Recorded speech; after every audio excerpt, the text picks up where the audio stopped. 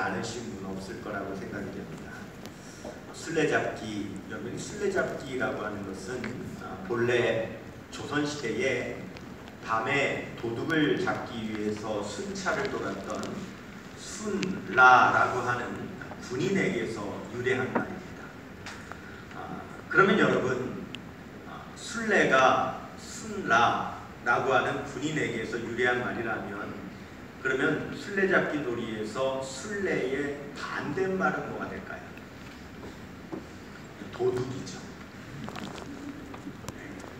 그런데 술래잡기란 말이 그래서 원래는 정확하게 술래잡기라는 말을 제대로 풀면 순라가 도둑잡기라고 하는 말이에요.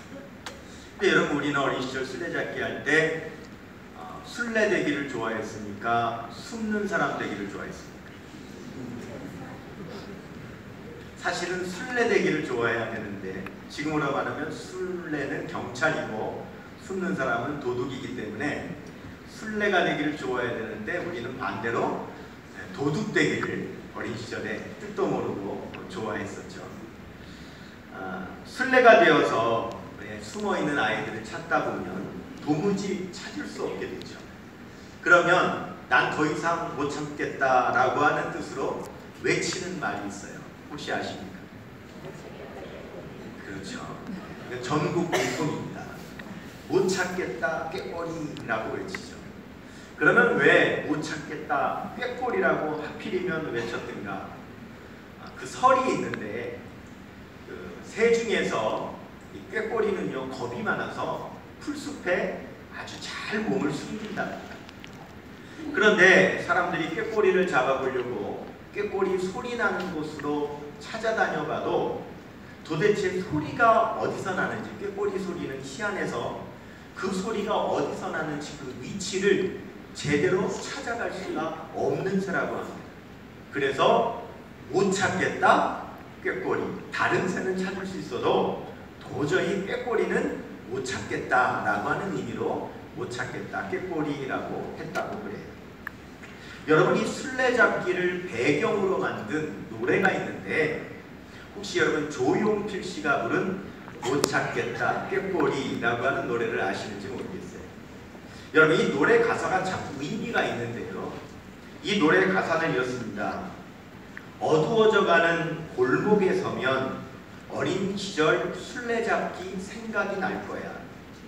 모두가 숨어버려 서성거리다 무서운 생각에 나는 그만 울어버렸지. 하나둘 아이들은 돌아가버리고 교회당 지붕 위로 저 달이 떠올 때 까맣게 키가 큰 전봇대에 기대앉아 얘들아 못 찾겠다 꾀꼬리, 나느냐 오늘도 술래, 나느냐 언제나 술래. 네, 여러분, 특별히 2절 가사가 굉장히 의미가 있습니다. 엄마가 부르기를 기다렸는데 강아지만 멍멍, 나는 그만 울어버렸지. 그 많던 어린 날의 꿈이 숨어버려 잃어버린 꿈을 찾아 헤매는 술래야. 이제는 커다란 어른이 되어 눈을 감고 세어보니 지금은 내 나이는 찾을 때도 됐는데 보일 때도 됐는데 못 찾겠다 꾀꼬리, 나느냐 오늘도 술래, 나느냐 언제나 술래라고 하는 가사입니다. 이 가사는 나는 어린 시절에도 술래였고 나는 지금도 술래다라고 하는 인생의 고백이에요.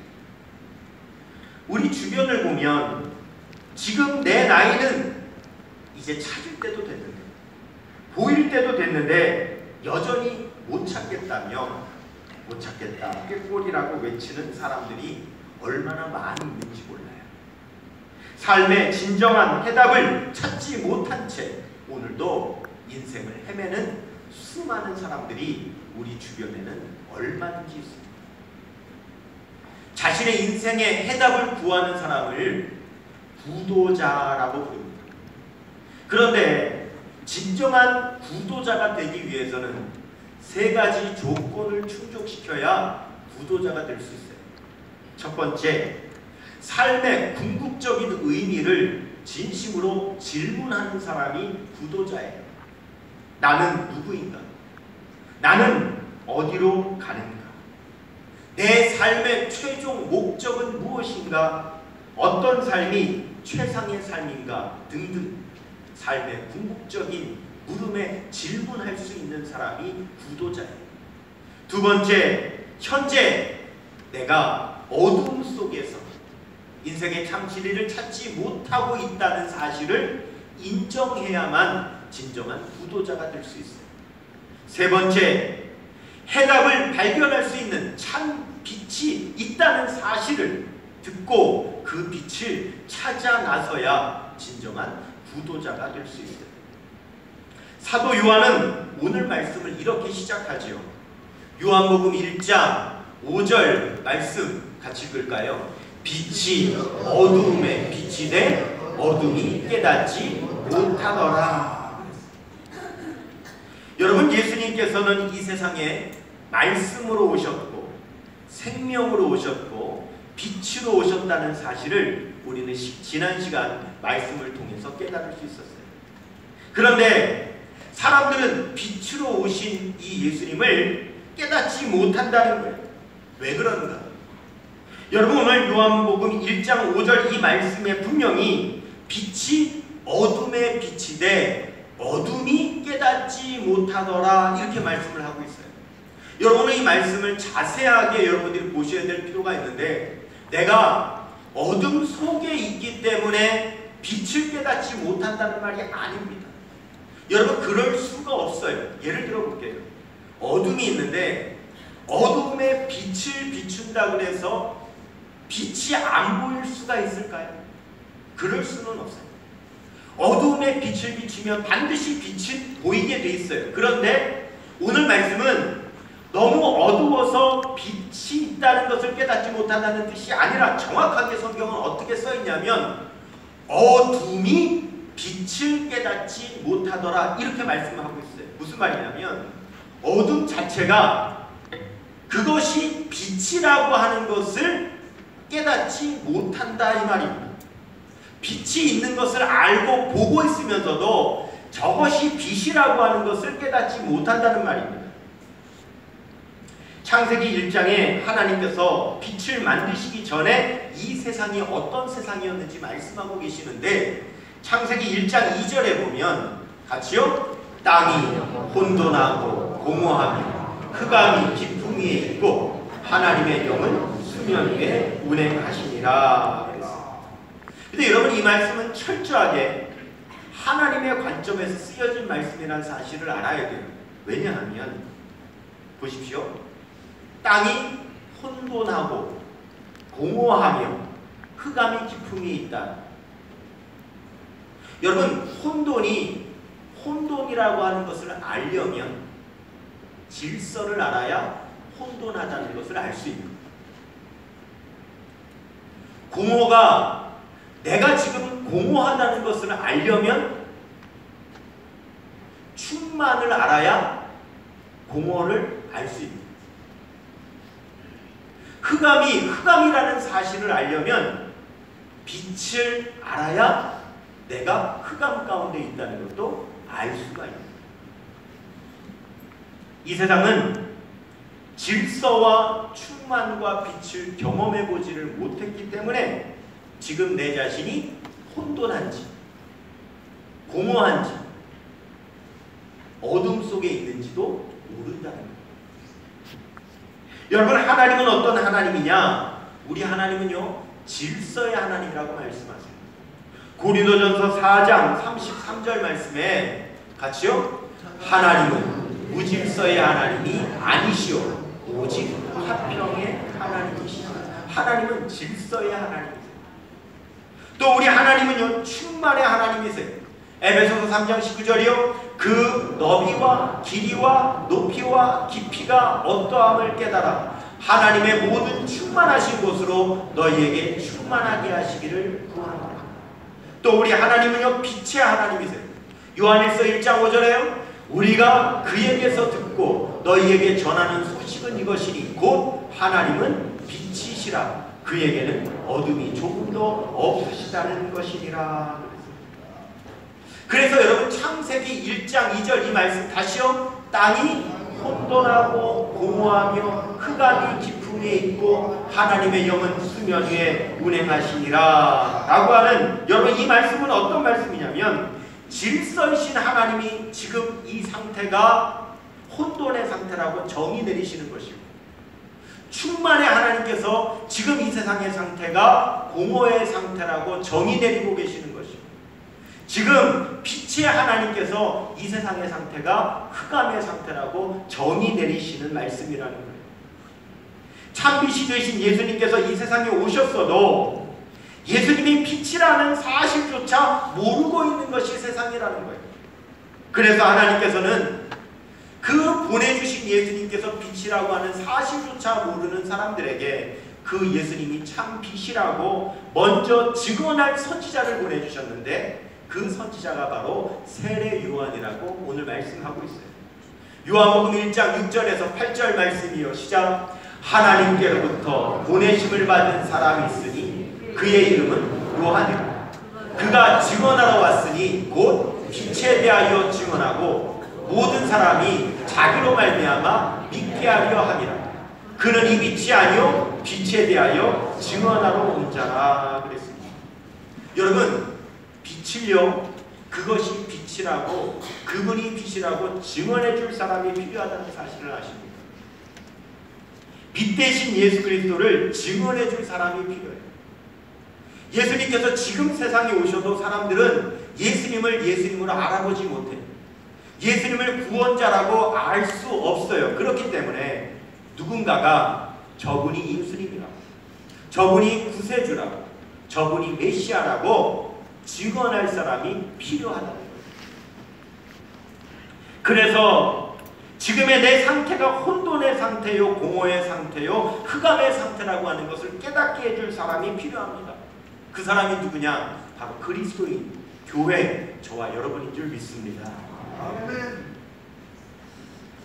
약국을 운영하시면서 아버지 학교에 헌신하는 한 장로님이 계세요. 제가 강원도에서 아버지 학교 지부를 만들 때 그분이 큰 도움을 주셨어요. 근데 이분이 저에게 이런 간증을 하셨어요. 이 장로님은요, 어린 시절 너무너무 가난하고 불행한 가정에서 성장하셨대요. 아버지는 가난과 술과 도박과 폭력자였고, 어머니는 매일 아버지와 싸우며 그 모든 화풀이를 자기들한테, 자식들한테 다 하셨대요. 근데 이 장로님은 어린 시절 자기 집이 너무 싫기는 했지만, 그러나 그 안에서만 살고 있었기 때문에 자기 집이 얼마나 불행한 가정인지는 사실 잘 몰랐대요. 그런데 다행스럽게도 이분이 공부를 잘해서 커서 대학을 진학하게 됐고, 그 대학에 진학하느라고 이제 집에서 나와서 학교 앞에서 살게 되는데, 마침 학교 근처에 있는 작은 교회를 출석하게 됐대요. 근데 그 교회를 다닐 때 이분이 워낙 가난하니까 밥을 굶기가 일수인 것을 그 교회 장로님이 아시고, 그 교회 장로님 한 분이 자기 집으로 자주 초대해서 식사를, 밥을 그 집에서 같이 먹도록 그렇게 초대를 해주셨대요. 그러면서 그 장로님의 집을 자주 드나들면서 나중에는 그 장로님이 그 집 말고 우리 집에 들어와서 우리 아이들을 가리키는 가정교사를 해달라, 그래서 아예 그 집에 들어가서 살게 됐대요.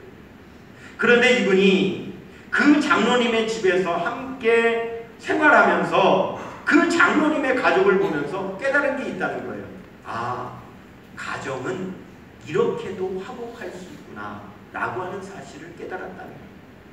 그제서야 자기가 불행을 불행인지도 모르는 불행한 가정에서 살았다는 것을 알았다.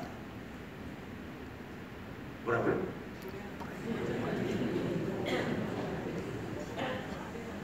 불행을 불행인지도 모르는 불행한 가정에서 살았다는 것을 그제서야 알았다. 어떻게? 화목한 그 장로님의 가정을 보고 나서야, 아, 우리의 가정이, 내가 자라온 가정이 불행한 가정이었는데 불행을 불행인지도 모르는 나는 불행한 가정에서 자랐구나라는 사실을 그제서야 깨달았다. 그 가족을 보면서 아버지는 어떠해야 하는지, 어머니는 어떠해야 하는지, 자식들은 어떠해야 하는지를 배웠다는 거예요. 나중에 그는 이런 깨달음을 얻었답니다. 만일 내가 그 장로님의 집에서 행복한 가정의 모습을 보고 배우지 못했다면 나는 우리 집처럼 되지는 않을 거야 라고 결심은 했지만 어떻게 해야 할지를 몰라. 분명히 나도 내 어린 시절과 똑같은 가정을 만들었을 거라고. 그렇게 고백을 저에게 했어요. 여러분, 우리가 아는 것이 없는 어리석음을 일컫는 사자성어로 무지몽매하다라고 하는 말을 쓰죠. 그런데 이 무지몽매하다는 말은 없을 무자에 알직자만 써도 모른다는 뜻이 됩니다. 그런데 뒤에 몽매하다라고 하는 말을 붙이는데 이 몽매는 어두울 몽자에 어두울 매자입니다. 알지 못한다라고 하는 말은 동서고금을 막론하고 다 어두움으로 표현하고 있습니다. 이 세상 사람들은 자기가 어두움인지도 모른 채 어두움 속에서 살아가고 있기에 빛이 오셔도 그분이 빛이라는 사실조차도 모르며 살아가고 있다고 오늘 성경은 말씀하고 있는 거예요. 빛 대신 예수 그리스도를 모른다면 자기는 어두운지도 모르는 어둠 속에서 살아가고 있는 존재인 거예요. 여러분, 구약 성경에 보면 누구보다도 우리 예수님을 가장 정확하게 예언하고 있는 선지자가 있는데 그 선지자가 이사야 선지자입니다. 이 이사야 선지자가 이사야서를 기록하는 가장 처음 이사야서를 펼치자마자 이사야서 1장 3절을 어떻게 시작하느냐, 이렇게 시작합니다. 시작. 소는 그 인자를 알고 나귀는 그 주인의 구유를 알건만은 이스라엘은 알지 못하고 나의 백성은 깨닫지 못하는도다 하셨도다. 여러분, 그래서 무엇이 은혜냐? 깨닫는 게 은혜입니다.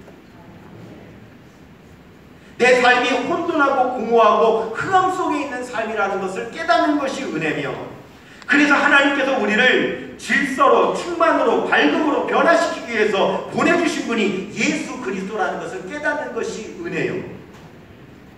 예수님은 말씀이시기에 여러분, 말씀이 들어오면요 혼돈이 질서로 바뀌고요. 예수님은 생명이시기에 생명이 들어오면 공허가 충만으로 바뀌고, 예수님은 빛이시기에 빛이 들어오면 흑암이 밝음으로 바뀌어지게 되는 겁니다. 오래전부터 성경학자들이요, 이 사복음서 중에서 이 요한복음은 마태마가 누가복음과는 아주 다른 독특한 복음이라는 것을 알고 있었어요. 그런데 다르다는 것은 알지만 그 요한복음의 다름을 구체적으로 설명해내지는 못했어요. 그러다가 20세기에 들어와서 요한 게르하르트라고 하는 성경학자가 이 요한복음의 이 신비스러운 비밀 구조를 풀어내게 됩니다. 그것이 요한복음을 풀어낸 아주 놀라운 근자탑이 되는데, 여러분, 사도 요한은요 이 요한복음을 어떻게 기록했느냐, 여러분, 이것은요 여러분들이 아무리 죄송합니다만은 여러분들이 성경을 읽어도 절대 찾아낼 수 없는, 오늘 제 말씀을 들으면 그것이 보여질 수 있지만 여러분들이 스스로 찾아내려고 하면 절대 찾아낼 수 없는 것인데, 이 요한은 대칭으로 상관관계를 이루는 구조로 요한복음을 기록했습니다. 우리가 이것을 이제 키아즘이라고 하는 전문 용어를 사용하는데 이런 겁니다. 요한은 어떠한 스토리를 기록할 때 이렇게 기록합니다. 첫 번째, 두 번째, 세 번째, 네 번째, 다섯 번째, 이렇게 어떤 이야기를 하면 1, 2, 3, 4, 5라고 하는 이야기를 하면 그 가운데에다가 핵심 내용을 넣어놓고 그 다음에 어떻게 하냐면 5-1, 4-1, 5-4-3-2-1 이렇게 기록합니다. 무슨 말이냐? 처음에 한 얘기가 맨 마지막에 나오고 그 다음에 한 얘기가 그 위에 나오고 그 다음에 얘기가 그 위에 나오고 그 다음에 얘기가 그 위에 나오고 가운데 핵심 내용이 나옵니다. 자, 그냥 보면 여러분 잘 이해하실 수 없기 때문에 예를 들어 보겠습니다. 요한복음 2장에 보면 가나의 혼인잔치의 비유가 있어요. 여러분이 잘 안 보이실 수가 있는데요. 보시면 요한복음 2장 1절에 이렇게 시작되죠. 사흘째 되던 날 이렇게 시작이 됩니다. 뭐가 나와요? 날짜 얘기가 나오죠. 날과 관련된. 그런데 맨 끝에 보시면 12장 끝에 뭐라고 써 있어요? 여러 날 계시지 아니하시니라 이렇게 되어 있죠. 자, 여러분 보십시오. 그래 제가 저기에 색깔로 구분해 놨습니다. 즉 맨 위에가 빨간색이면 맨 밑에가 빨간색이고 그 다음이 주황색이면 그 다음이 주황색이고 그 다음이 파란색이면 그 다음이 파란색이고 그 다음이 뭐 무슨 색이면 무슨 색이고 이렇게 되어 있습니다. 근데 이게 뭐냐면 같은 내용이라. 신기하게도 그런 식으로 성경을 기록했는데 두 번째로 보면 갈릴리 가나 이렇게 되어 있죠. 주황색. 근데 맨 밑에서 두 번째 줄 보면 또 뭐가 나와요? 갈릴리 가나 이렇게 나오죠. 그 다음에 보시면 예수의 어머니도 거기 계시고 하는 부분이 1절에 나오죠. 예수의 어머니 초록색 보이시나요? 네, 어두워 작아서 잘 안 보이시죠? 자, 그러면 맨 밑에도 보시면 맨 아래줄에 보시면 뭐가 있어요? 그의 어머니 이렇게 나옵니다. 2절에 보시면 그 다음에 제자들이라고 나옵니다. 맨 위에 끝에 보시면 파란색으로 제자들도 있죠. 그런데 여러분 보시면은요 또 12절 끝에도 보면은 12절 시작할 때도 보면은 제자들 하고 나온다. 이런 식으로 여러분 똑같이. 더 신기한 건 3절 보실까요? 이 3절 보시면 포도주가 어떻게 됐대요? 떨어진지라 하고 나오죠. 근데 여러분 보시면은요 9절 끝에 보시면 뭐라고 나와요? 포도주를 두었도다 이렇게 나오죠. 계속 지금 여러분 찾아보고 계시나요? 그런 식으로 똑같이 가요. 그러다가 맨 가운데 항상 뭐를 두려면 핵심 말씀을 둡니다. 예를 들면 여러분 대칭이 되면 요렇게는 맞아 들어가잖아요. 요렇게는 맞아 들어가도 요 가운데는 똑같겠죠. 이 가운데 핵심 내용이 있어요. 그게 뭡니까? 빨간 글씨로 써놨어요. 뭡니까? 7절이요. 시작! 예수께서 그들에게 이르시되 항아리에 물을 채우라. 오늘 이 가나 혼인잔치에서 사도 요한이 우리에게 주는 핵심 내용이 뭐냐면 이 물을 포도주로 바꾸신 분이 누구라는 거예요? 예수님이라고 하는 것을 가운데 딱 넣어서 밝힌 거예요. 근데 모든 말씀은 이런 구조로 기록했어요. 그러면 오늘 본문을 보십시다. 오늘 본문 요한복음 1장 1절에서 18절까지에 보면 좀 더 넓었으면 좋았을 것 같아요.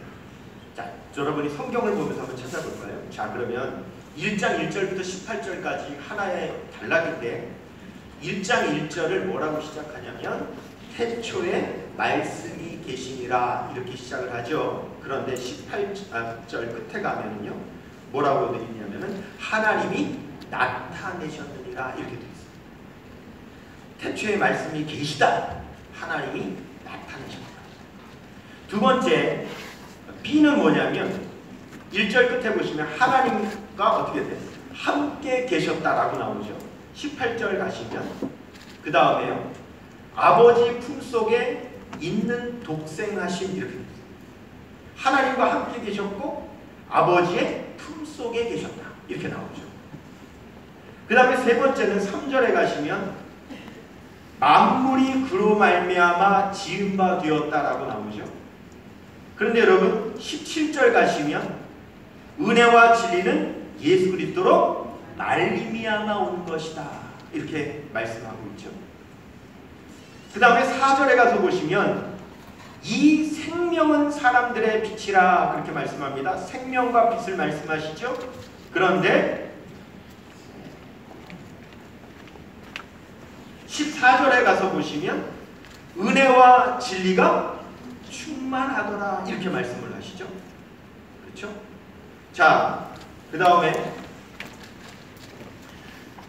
7절 끝에 8절 끝에 가시면 그는 이 빛이 아니요 이 빛에 대하여 증언하러 온 자라 그랬죠. 증언하러 왔다. 근데 15절 가서 보시면 요한이 그에 대하여 증언했다라고 말하죠.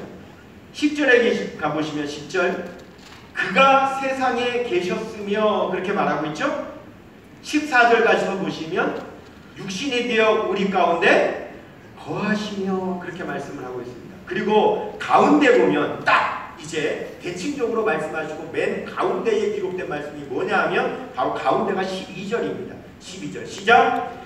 영접하는 자 곧 그 이름을 믿는 자들에게는 하나님의 자녀가 되는 권세를 주셨으니 이렇게 말씀합니다. 우리가 요한복음 이 구절을 보면 오늘 본문 말씀에서 우리에게 말씀하시고자 하는 핵심 사항이 뭔지 알 수 있습니다. 그게 뭐예요? 참빛 되신 예수 그리스도를 영접하라 라고 하는 것입니다. 여러분 요한복음 1장 11절 말씀에 보면 시작 자기 땅에 오매 자기 백성이 영접하지 아니하였으나 그랬어요. 여러분 예나 지금이나 참빛 되신 예수 그리스도를 영접하지 않는 사람들이 있어요. 있는 정도가 아니라 아주 많죠. 예전에 우리나라의 대통령 후보들이 관훈클럽에 나와서 토론회를 한 적이 있습니다. 늘 대통령을 뽑을 때는 관훈클럽에 초청돼서 토론회를 늘 하죠. 제가 한 번은 그 토론회를 관심 있게 지켜보는데 그때의 대통령 후보였다가 그분이 대통령이 되었고 대통령을 지내신 어떤 분입니다. 그분에게 기자가 물었습니다. 후보님은 종교란에다 뭐라고 쓰십니까? 이렇게 물었습니다. 그때 그 당시에 그 후보가 이런 대답을 했는데 제가 그 대답을 듣고 너무너무 잊혀지지가 않아요. 그가 이런 대답을 합니다. 저는 종교란에 당황중이라고 씁니다.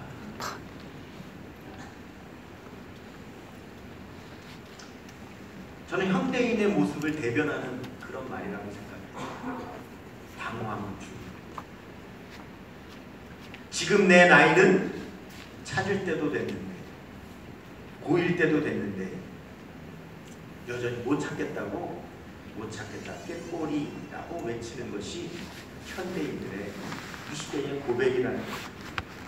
수많은 사람들이 참빛 되신 예수 그리스도를 영접하지 않습니다. 그러나 여러분 그럼에도 불구하고 놀라운 사실은 오늘 성경은 이렇게 말합니다. 참빛 되신 예수 그리스도를 영접하지 아니하였으나라고 말합니다. 요한복음 1장 11절을 다시 보시면 자기 땅에 오매 자기 백성이 영접하지 아니하였으나 이 나라고 하는 것은 길게 들이면 그러나라고 하는 말이죠. 그러면 자기 땅에 오매 자기 백성이 영접하지 아니하였다. 그러나 누가 있어요? 영접하는 자가 있다라고 말씀합니다.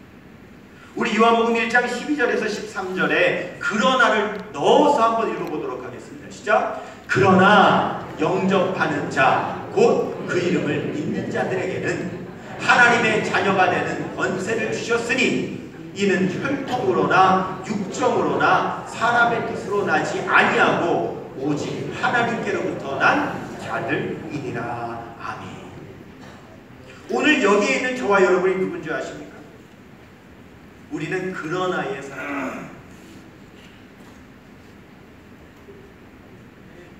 혼돈이 혼돈인 줄 모르고 공허가 공허인 줄 모르며 흑암이 흑암인 줄 모르는 상태에서 살고 있는 수많은 사람들에게 예수님이 참빛으로 오셨지만 그분이 빛이라는 사실조차도 알지 못한 채 살아가고 있는 가운데 그러나 그 가운데서도 우리 예수 그리스도를 참빛으로 영접한 사람들이 있었으니